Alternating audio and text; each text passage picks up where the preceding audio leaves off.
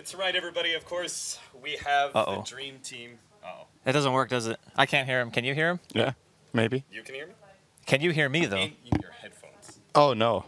I can't hear you in my headphones. Okay, we can't hear Cap. So, can you hear me, though, in your headphones? Yes. Okay, great. Awesome. Welcome to this dual cast with Syndrin and Draskell.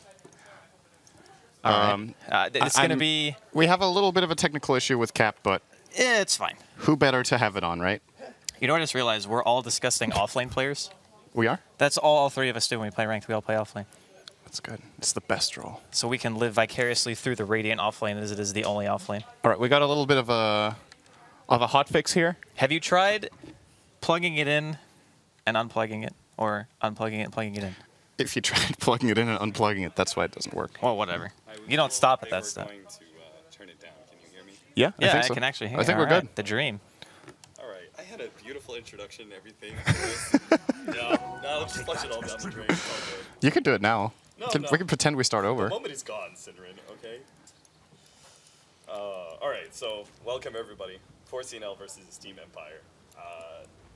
Real quick, thoughts on the draft. We've got the Wiz Tiny for 4CNL, plus the combination of the Mirana. We haven't seen too much Mirana.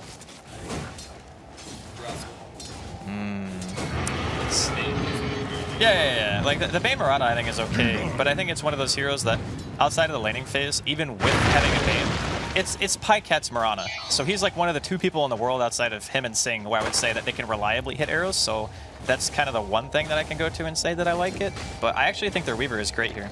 Once he gets Lincolns, I think he'll probably go that this game against Disruptor. He's kind of really hard to kill for Empire. When I look at 4CNL's lineup, I feel like it's very one-dimensional and hard to pull off. I think Empire have more options, like their team fight is better, their initiation possibilities are very set. It's like they have Roar, they have Curse, and they have Glimpse. Whereas 4CNL are very dependent on hitting that arrow, I think, to engage fights. Oh, that's... See a bit of action here in the middle lane. Yoku should be able to get out with a nice top back that gives them a lot of damage onto that high hill. But yeah, going back to, I mean, I could kind of see what you're talking about. Do you actually like it? I mean, it feels like it's going to be quite long. It gives you a little standoffish in a way, whereas you're talking about Team Empire a lot more team fight oriented, while 4CNL kind of these like skill teams. It feels like their lane, the way they're separated, is how they're going to be separated. I think 4CNL would just be wise to play a very split push type of game, where they try to keep Swift ending on his own on the Weaver, just split pushing a lot, and then if they find openings with the Bane Nightmare, they can relocate. But just going to 5-man siege towers, I think, is going to backfire really hard for them. That's the whole ease of execution thing. They make one misstep in that team fight, and they're going to get crushed. I think Empire just have way more to bring to the table, in my opinion. Well, you mentioned the 5-man, and I actually think that Empire were going to probably do that. I mean, they have Healing Ward, potential mech carrier in the SF, like if Yoku wants to go that first, and you also have Inner Beast, so there's a lot of ways. Healing Ward. Yeah. I said Healing Ward. You did? Yeah, I did. So I'm feeling right now they that also have Healing Ward. I think 4CL, they're really dependent on two things. Like their laning phase, and obviously having Relocate is going to be a powerful tool for them, but Beastmaster Hawk is so good at being able to scout out like possible engagements that you can take that it's very easy to actually find the Wisp and the Tiny with that hero, so you always know, right? I think that's quite nice for them. It just, in a way, it feels like a very classic type of game where one team wants to 5-man and the other one wants to avoid it. I think it seems to me that that's the way 4CNL have draft is. It's the classic, you know, what is it? We usually say push beats gank beats 5-man. If you skirmish well, beats push, right? Yep. Or something like that. I always get that triangle The rock, wrong, paper, scissors of Dota. Basically. And this is kind of a rock, paper, scissors thing where both teams are very strong in one aspect of the game and weaker in others. I think Empire's lineup is... The reason I prefer it here is that I think they can actually play the skirmish game, so they have ways of potentially dealing... Oh, in mid lane, there's a lot of trouble here for EGM. Yeah, EGM moving forward, but they still manage to pick up the kill. Uphill miss! He's going to commit for the kill onto No Fear as well. Gives up his life in exchange for 60 Bambo, being able to get that extra kill in lane, and already 4CNL off to a great start. He did uphill miss, right? I didn't just see that. I think he couldn't get his attack off because of the tether attack speed slow. Oh, maybe but he that might was have missed too. Yeah, okay, so that was really unfortunate, but Bambo actually doesn't get credit for either of the kills, so the first blood actually goes the way of the Wisp, which I guess is fine, because it means he just gets his bottle, and he didn't actually get that much money from, or at least in terms of getting boots, but he's going earn straight away, I guess? Yeah, very common. A lot of Wisp right now completely foregoing the early boots. Would you prefer to see like the little bit more investment into the mid game with attempting to go for a faster attack? Don't you have to get boots if you're playing with Tiny? I think you do, yeah. Because of how much he needs to move? Yeah. Once he hits 6, you actually can't keep up with him. Oh, nice play by Silent there. Blocking the arrow. They went for the Nightmare arrow setup. And now Sax is actually... Oh, okay. Close. Might get out. Just they do have barely close. able to get out of that kinetic field. They both leap away. And so far, I mean, CS is looking pretty decent. I mean, just purely the fact that the Weaver is getting so much free farm is a good sign. Of course, Beastmaster is also getting a lot, and that's going to mean a pretty early Necrobook this game, most likely. Or would you prefer to see an earlier Blink Dagger? It seems like most Beastmasters have foregone that build. I think if they get one pick, it's super easy for them to turn that into a tower. So I would actually like to see him get Blink this game. Like, standard Blink into Book, I think, is probably the play here for him. And like we already mentioned, if Yoku manages to get a decent mech timing, which even if he dies like 1 or 2 times middle lane, SF is always going to potentially have stacks, right? So he goes back, he farms stacks, gets mech, you get 1 pick, you get a tier 1. I think that's probably one of the biggest weaknesses of 4CL is that if they lose like a Wisp or if they lose any other hero, their team fight is pretty garbage. So they need a lot of time for their lineup to really get going. I think the key for 4CNL here is they identified the stacks were being set up by Empire with the Wisp illusion. I think you have to smoke in there and try to steal it with Tiny if you can. Yeah. Because SF will most likely go in there and try to get it. Maybe he gets help from the Winter Wyvern, but it's going to be incredibly obvious if the top lane is helping because then they're missing from the lane. And if they aren't, and you catch them off guard with smoke, IO Tiny just crushes the Wyvern Shadow Fiend in that exchange up there. So that would be the biggest play they can make in the next few minutes, I think. They can't let us get those. And they are the type of team who would do that too, because they love playing aggressive and they absolutely love skirmishing, so I wouldn't be surprised if them go for something like that. Now, what about our build on the Tiny? We do have a lot of pretty squishy heroes, especially the SF that you see Tinies take advantage of sometimes with the Blink Dagger build. Do you advise that, or do you think more of a carry straight Aghanims build is better? I think he needs to make space for the Weaver. I think that's the whole purpose of the Wisp and a Tiny, because traditionally 4CL don't play the hard carry Tiny. They play the immediate Blink rush into get map control with your Tiny and then have another kind of carry hero to fall back on. And I do feel like Weaver in late game is amazing against Empire, but it takes a long time for you to get there in top lane. Yeah, they're going in, already the spin going out, Silent trying to protect himself. And Soxa, he does have that brain sap ready to go. As long as he can see him, the Weaver coming forward, gets a good amount of damage out. Silent will just, no, he doesn't escape. The arrow comes out following the Nightmare. And an easy kill for 4CNL, double there, with even the EGM coming in, trying to help out. Their team is extremely mobile, even in the early game. So Empire are going to have to be very conscious of that going in. Like, Mirana can line up arrows very easily with the Bane. Weaver, Shikuchi, I think is... We don't see a lot of Weaver, but people underestimate how much damage and how good a chase potential that hero actually has. And the important thing here for Empire, of course, even though they do lose 2 heroes, they did get their stack. So yes. IO Tiny tried to rotate up for it, but there was a good ward in the river, so Empire knew when they had the opening to try to go for it. They did complete it with a Shadow Fiend. The moment he cracked level 5, they basically said, we don't need level 4 raise for this, we'll just commit 3 level 3 raises and a couple of attacks to get it finished with Splinter Blast, and that was very big for them. If they did not get these stacks, this early game would have been super lost right now. Now, they're actually going to be playing aggressive now into 4CNL's jungle. Resolution picking up his level 6 is going to run into Sexy Bamboo, but EGM is here with part of the heals, but he only has the wand, no more bottle to operate on. Sexy Bamboo is already low enough. They just need a little bit more damage and will be able to get that kill. On top of that, EGM's also going to get caught by the Glimpse. That's going to be a secondary kill. Nice Cold Embrace save, and Swift Ending is going to be in some trouble. He turns to go into No Fear, but has to pop that ultimate. Nice. Fortunately, Shikuchi managed to pick up the kill, and the support turns around, gets a low hot dance as well. Counter ward is there. They just need a little bit more damage, but there's no more nukes out from Empire. Resolution out of mana. And the arrow completely off the mark. Now Yoku might be able to get away. Soxa is going to go for the body block, and SF's not getting away from this one. He knows it too. Turns around, tries to catch Swift Ending, but not in time. Swift Ending backing out just in the nick of time. I think that's actually, that's a mind game right there from Pycat. He misses the arrow, and they're like, guys, we're down 3-7 to these guys. That's a demoralizing arrow miss. You're losing to us, Kappa. They knew they had the kill, and it's just a taunt arrow. Nah, that's just you know what? I think it's a rare case of just. He could have had a Q from after the leap, right? Like maybe he just fired it, assuming he would be nightmared, and like a tiny bit to the right. Yeah, he could have thought the Nightmare was expiring, or that sometimes you look so much for the arrow that you forget where you're positioned, and then the angle just gets wrong. But you know, in order to hit that arrow, always you just click on the target, right? Then your angle doesn't matter. There's no creeps that can be in the way. Oh, Bamboo's in trouble. Yeah, EGM's going to come in. They're going to turn it around on us. Silent, almost picking him off. The Glimpse back does manage to save Silent. The balls, he's trying to find him desperately, but it's actually been taken away. And now EGM just looking for that right click, but Silent, he's actually hit himself in the trees with a Quelling Blade, but it's not good enough. He has been spotted. The rest of Empire, though, looking for revenge. EGM is going to be able to get that tether out over to Soxa, and they realize that too. Empire just trying to catch up, managed to get the Splinter Blast onto EGM, but the slow is not good enough for them to be able to catch out, especially with Resolution, who is opting for the early Necrobook build, it seems, with Staff of Wizardry first. It could be the mentality of, since if the SF, for instance, goes mech, like Yoku goes mech, they have a book already. Maybe they just want a 5-man crazy early and don't care about the pick. Because they realize at 4CL, what spam do they have realistically? Like, how are they going to get waves out? How do they stop a book 3 at like 15, 16 minutes? Right. Sexy Bambo sent back to base after teleporting into the top lane. Good glimpse there. Empire, it feels like 4CNL are taking a bit of advantage of the fact that Empire's supports are rather weak pre-level 6. All these skirmishes that go on, it feels like the supports of 4CNL are able to actually do a lot more, and it's just really the missing factor of those controlling ultimates. I think it's kind of like Disruptor and Wyvern between the two of them have really bad base armor as well. So like just throwing out a Swarm, which obviously got buffed some time ago, so it actually does quite a bit of damage and lasts forever. Glimpse here on the Soxa. Yeah, he's got a nice brain sap. Actually takes away the board. That was very smart play. Could he have killed there? He could have killed Beastmaster. Yeah, he could have killed the Resolution for sure. Yeah, no controlling ability whatsoever from Aloha Dance without the mana for Static Storm. I think in that situation, you just, as we do get a solo kill here on Silent.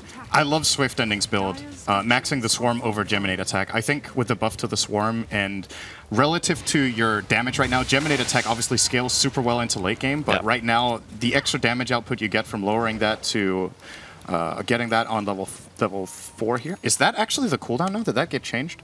It used to be 3.5, right? It used to be 2.5. They, right? Did that get nerfed? Was it 2.5? I thought they put it to 3.5. I thought like 6, 5, 4, 2.5.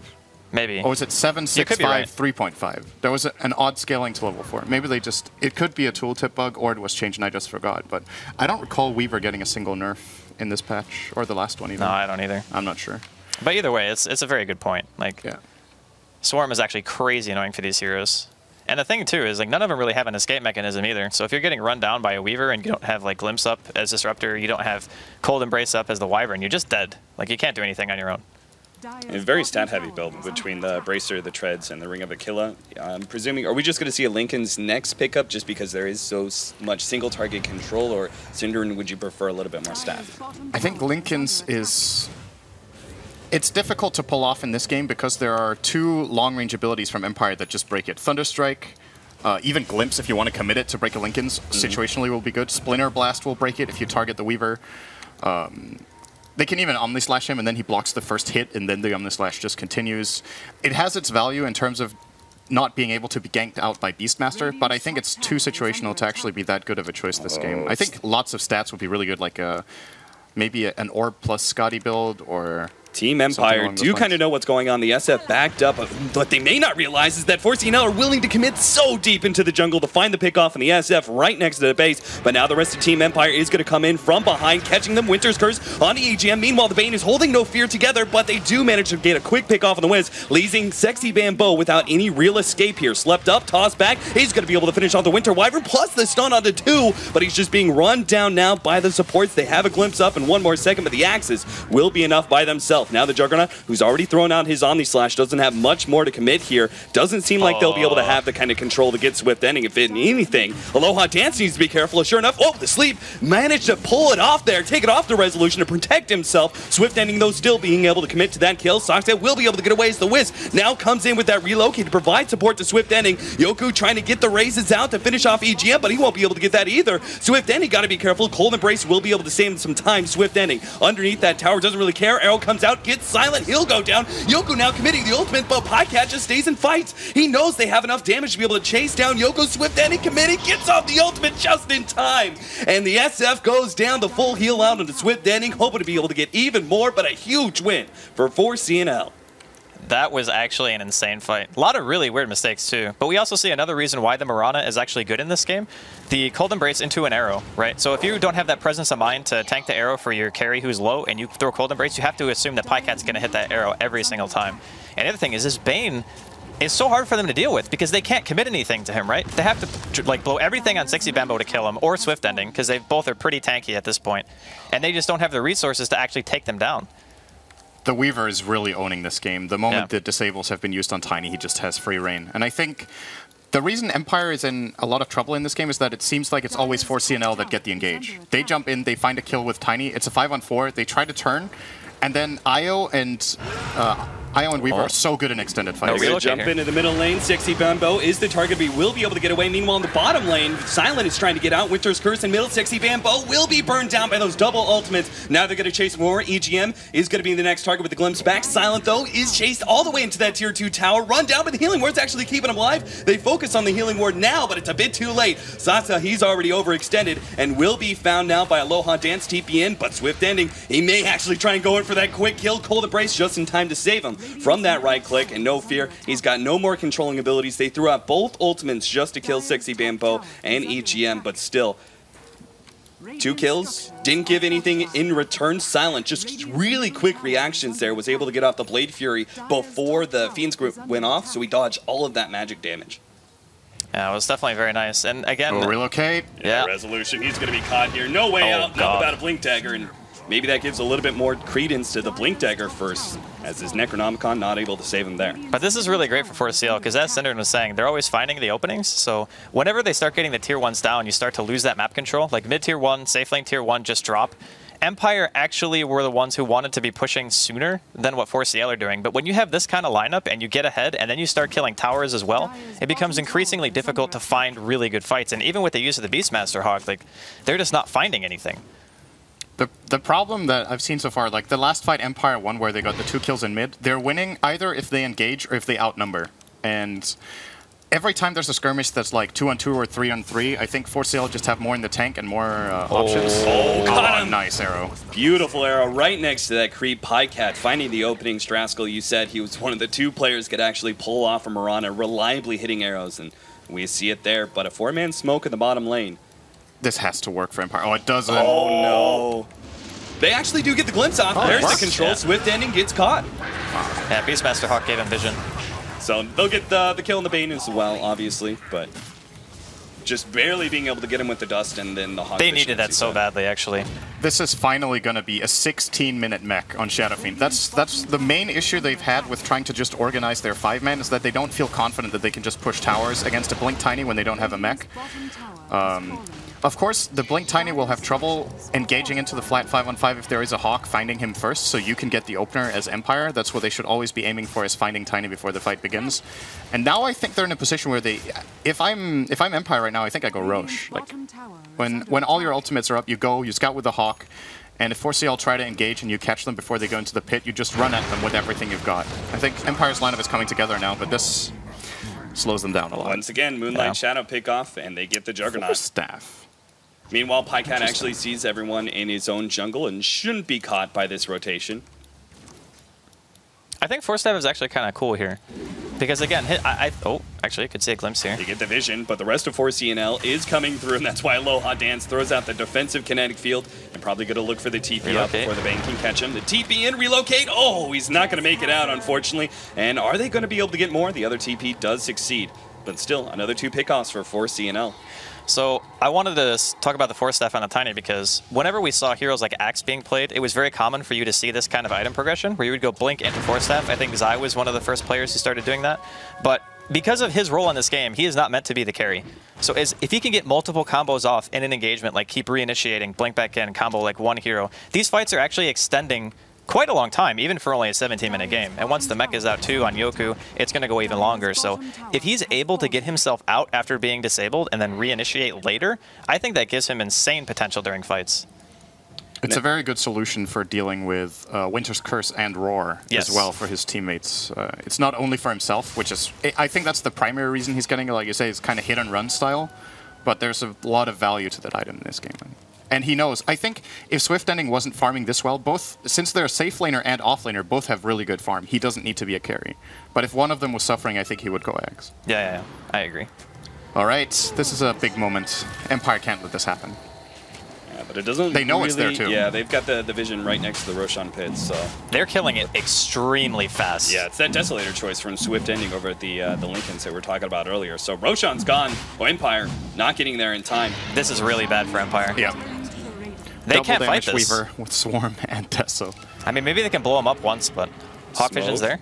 They're gonna kind of go on Sexy Bambo, but Swift Ending puts himself in the front line. The board does tank up the arrow. They can't quite catch Sexy Bambo, but they will get Swift Ending, but that's just the Aegis, and the fight will rage on soon. They have the Winter's Curse, No Fear, positioning himself to be able to get something. EGM is gonna be caught with Swift Ending, blown up once again. Fiend's Grip from behind, but a glimpse will actually stop that one. And Sexy Bambo toss up in the air, is trying to catch Resolution, but not enough damage there. Pycat lands the arrow into No Fear, and that might just be the one pickup, but the Cold Embrace is actually keeping him alive here. It's Cold, nope, No Fear doesn't get the help from his supports as they have to deal with Sexy Bambo right now. Toss combo, unfortunately leaving them with just a sliver of HP and doesn't feel like they have the control to continue to go forward. Sexy Bambo is going to be controlled enough. He won't be able to blink back, and the rest of Empire just on full retreat. The relocate comes forward, and Sexy Bambo, he's going to march in, see if he can't get that combo one more time. EGM toss over, right onto Resolution with the Wisp Balls, trying to finish him off. Resolution will go down as well. EGM relocate back onto base. The glimpse not quite catching him in time. Pycat just disappears under the onslaught of Omni Slash from Silent. And that fight, once again, Sexy Bambo is actually going to go back in here, finishes off the Disruptor. Again, with that escape mechanism that he can fall back on with that Force Staff, he feels just so liberal in being able to jump in and go for those hero pickoffs. I gotta say, the way that fight kicked off, I think that Swift Ending was feeling very confident with the Aegis that if he ate Aurora that they could just take the fight because there would be no disables for Bambo, but he actually just got blown up after the Aegis responded because they just dropped Static Storm Kinetic Field on top of him. So all of a sudden you're down one of your highest farm net worth heroes in the fight, and all in all for Empire, even though they lose a few heroes, taking away the Aegis advantage from 4CL I think is more important for them than straight up just like winning the fight.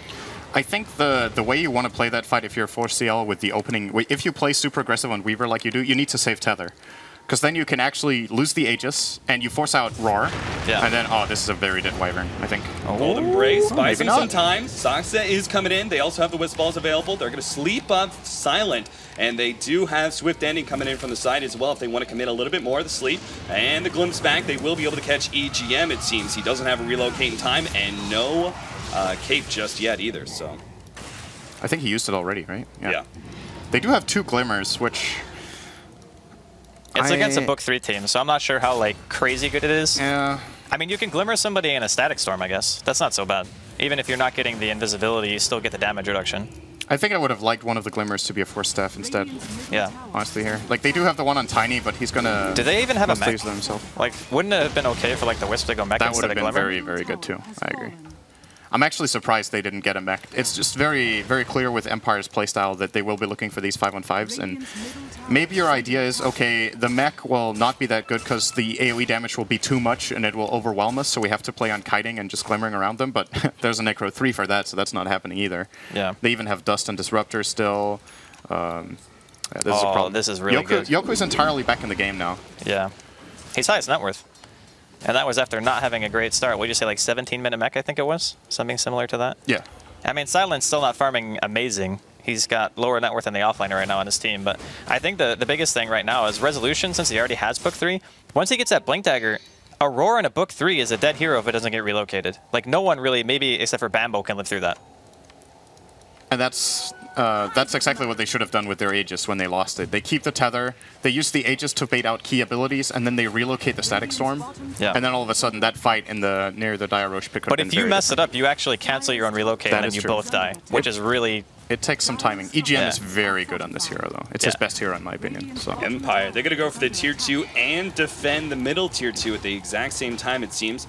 Resolution is just going to scare them out, unable to get that Primal Roar initiation for the TPs to follow. So free Tier 2 is the trade-off. What would you get on Pycat here?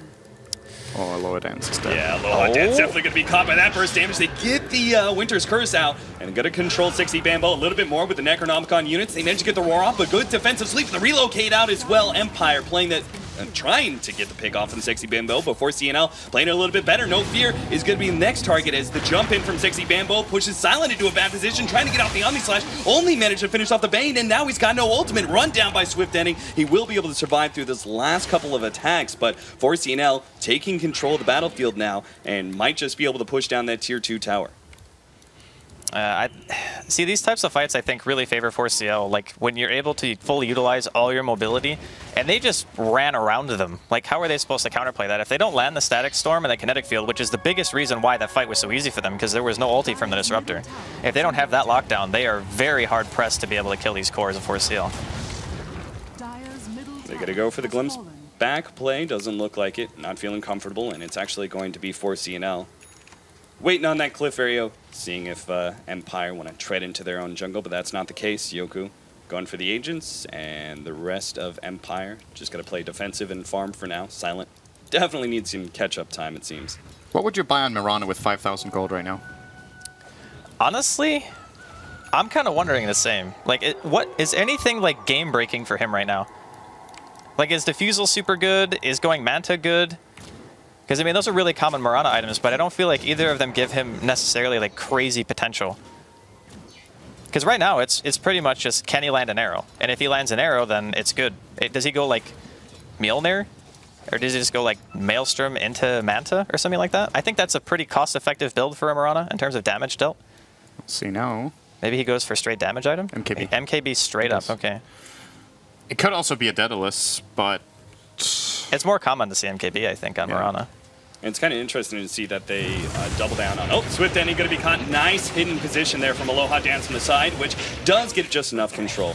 Get the pick off on the Weaver. But yeah, doubling down on the offensive choice. Aloha Dance is going to be caught here. And Yoku might just have to give him up. He's actually going to try and fight for it, but 60 Bambo, Forstaff gets that next right click in, and he's going to play for the toss. Toss back into Soxton, who managed to get the Fiend's Grip up, and Yoku, trying to stick around for his ally, will end up getting caught in the process. That's a 2-for-1 to the favor of 4CNL. Yeah. It's very hard to know for Shadow Fiend there, but I don't know if he would have lived if he BKB'd. Debatable. I mean, obviously, he doesn't take the damage from Toss, he doesn't take the damage from the Grip, but it's probably buying enough time for reinforcements to come in. He was completely isolated, like no one on his I don't team know if his team was coming, though, honestly. No, he wouldn't get out. There's no way.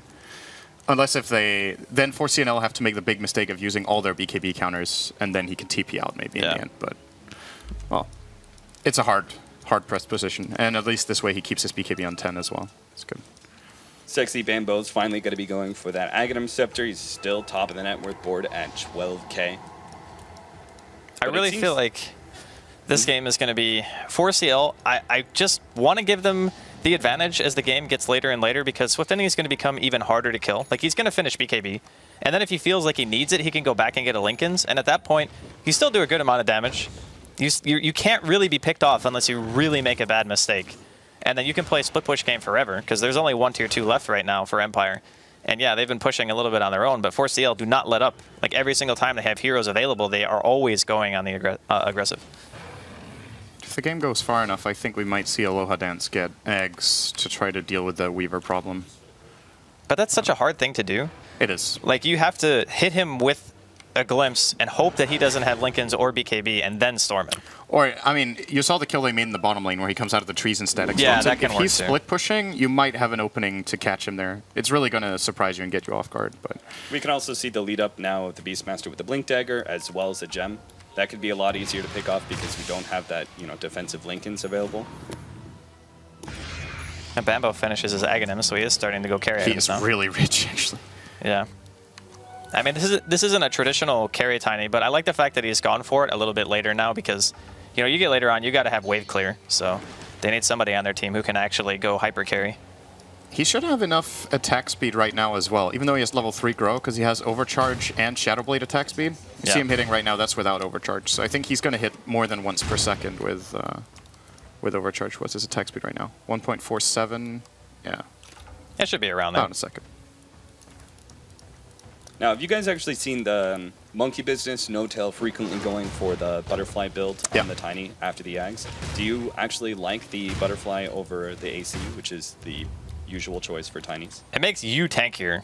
Like, I don't think there's really any question about that. Like, if no one has MKB, between Craggy and Butterfly, especially against melee carries like Juggernaut, and since you're not buying your own BKB, he can't even hit you when he's spinning. Like, I think it's alright here. But it also forces the Shadow Fiend into buying an MKB too. Leap away from Pycat. He's going to be able to slip himself out. It looks like 4CNL. The rest of them are going to escape as well. EGM may be caught, but that's a fair loss that 4CNL will accept. He managed to get the tether away. Still no catch. Nice Resolution hoping to be able to get the blink forward and catch him with the roar, but they just can't quite get this slippery little wisp. Look at the haste rune, and he's gone. I can't believe they didn't get anyone there. Like, they came in between 2 parts of 4CL and couldn't find any heroes. Who did they glimpse?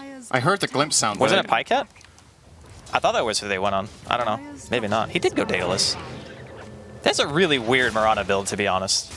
I mean, I get why he does it. Like, he wants to be able to actually deal damage in the fights. He already has attack speed from the Midas, so getting a pure damage item effectively increases your DPS the most. But it's not like a split pushing build. It's just purely, I want to right-click on people. They're going to get an aggressive ward down. Pycat hiding himself in the trees. See if he gets that on-target arrow. Man, they are actually quite far he could ahead. actually get a free pick-off. But Yeah, I guess that is true. But doesn't any item kind of give you that kill potential? yeah. I mean, I'm with you on the MKB personally, but I just find it interesting the build of both the Weaver and the Mirana just go for such sort of glass cannon, just straight out DPS, and allow the Tiny to be the one who draws all the attention to himself. They're very reliant on kiting, as Sin said earlier. And I think eventually he will get BKB, but he's playing it very greedy right now, that's for sure. I think it is difficult to just pull off a defensive item build in this game in general. Like, Empire have all the lockdown in the world, and if you go defensive items, they just lock down someone else. So he has to...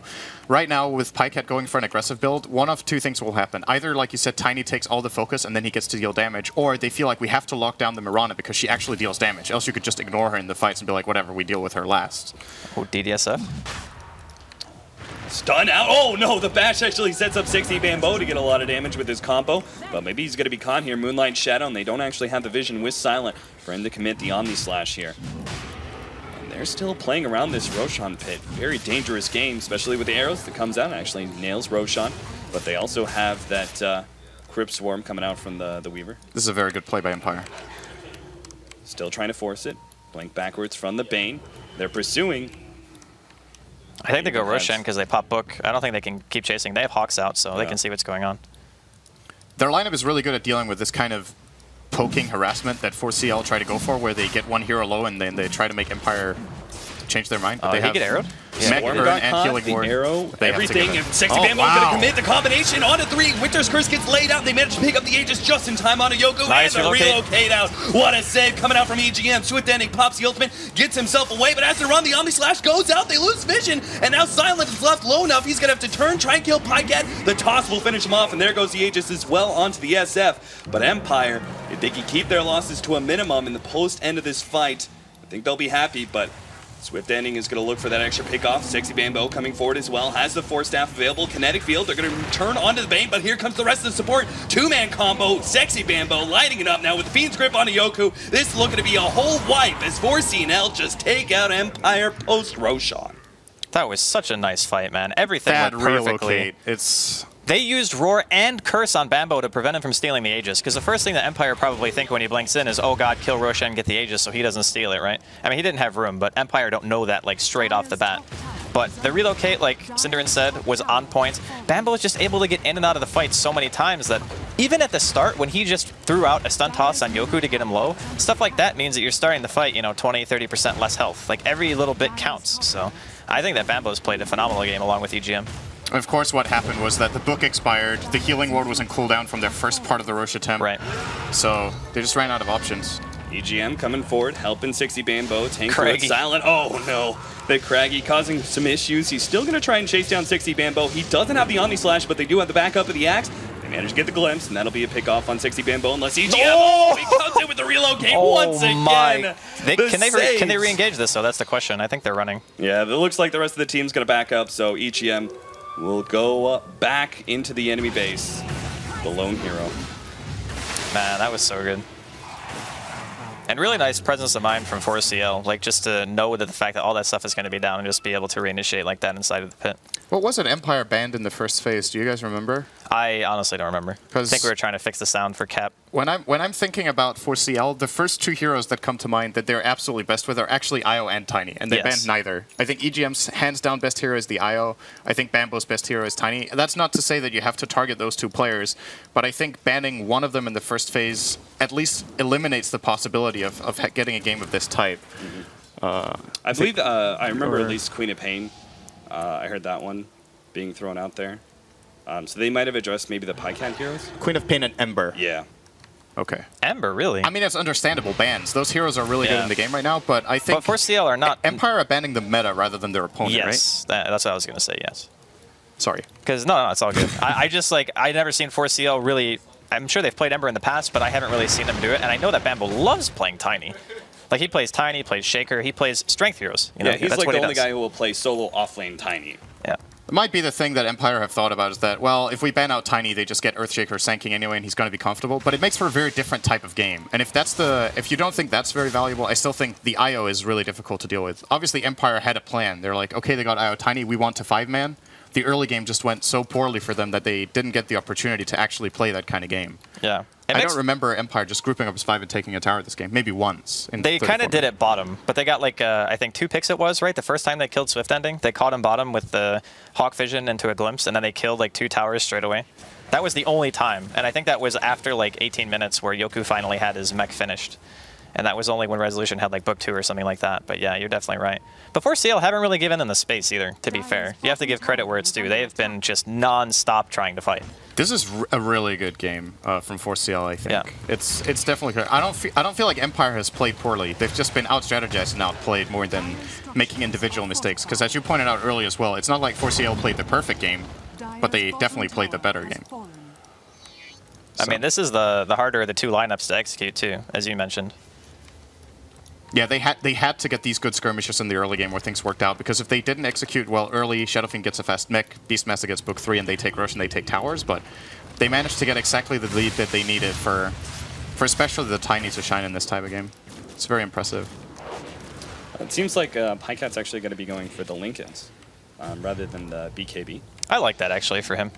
Because it's kind of at a point now where you kind of are going to drop Static Storm and Kinetic Field, I feel, on the Wisp and the Tiny like every single time, because Bambo doesn't have BKB, and it's also the easier target.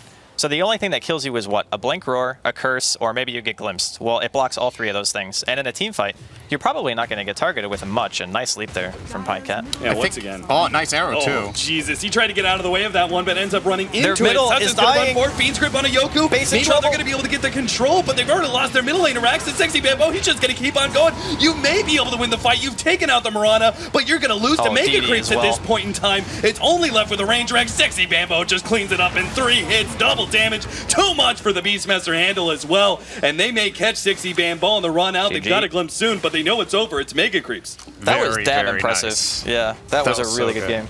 Making that play call, the moment you hit a 5-second arrow, okay, this is enough for us to get 2 lanes of Rax. It was very fortuitous timing as well, because he had a double damage, so... He didn't get to use the Lincolns. I thought in addition to just covering himself, it would have been their plan B for sieging high ground. They could put the Lincolns on the Weaver, for example. Then Yeah, he I has was thinking Lincolns the and same BKB. They didn't need it, though. That was a really, really nice last 30 seconds from 4CL.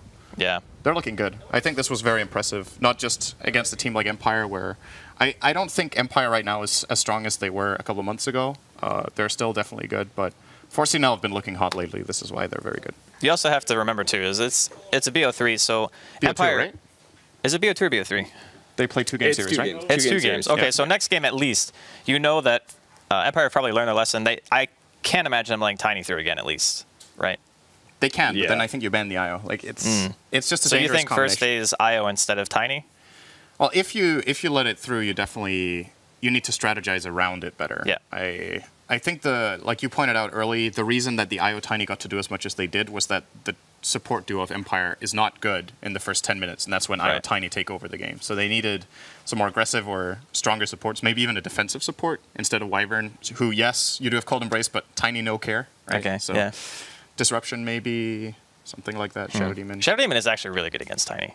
So All right. that could have worked. All right, well played by 4CL. Looking forward to seeing our next game. But first, we got to talk to the analysts and see what they had to think about 4CL's very upstanding start.